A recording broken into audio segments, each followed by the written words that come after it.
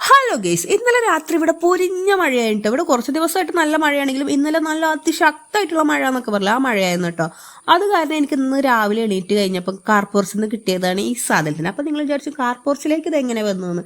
മഴ പെയ്ത് കഴിഞ്ഞ് കഴിഞ്ഞാൽ ഞങ്ങളെ റോഡിൻ്റെ അവസ്ഥ ഏകദേശം ഇതുപോലെ ആയിരിക്കും. ഒരൊറ്റ രാത്രിക്കത്തെ മഴയാണ് കേട്ടോ ഇത്. അപ്പോൾ ഈ കാണുന്ന സാധനം എന്ന് പറഞ്ഞുകൊണ്ടിരിക്കുന്നത് എന്താ വെച്ചാൽ ഈ മീനിൻ്റെ പേര് എനിക്കറിയില്ല. എനിക്ക് പേരറിയാത്ത മീനൊക്കെ മീനാണ്. അപ്പം ഈ മീനിൻ്റെ പേരറിയണമല്ലോ, എന്തായാലും കമൻറ്റ് ചെയ്യുക, പറ്റണമല്ലോ കമൻറ്റ് ചെയ്താൽ മതി. അപ്പം ഇതാണ് ഇന്നത്തെ മഴയ്ക്ക് എനിക്ക് കിട്ടിയിട്ടുണ്ടായത്. പിന്നെ നമ്മൾ ഈ ചെയ്തുകൊണ്ടിരിക്കുന്നത് എന്താണെന്ന് വെച്ച് കഴിഞ്ഞാൽ, നമുക്ക് മഴ പെയ്ത് കഴിയുമ്പം നമ്മളെ ഈ കുളം നിറയും. കുളം നിറഞ്ഞു കഴിയുമ്പോൾ നമുക്ക് വെള്ളം നന്നായിട്ട് പോകും.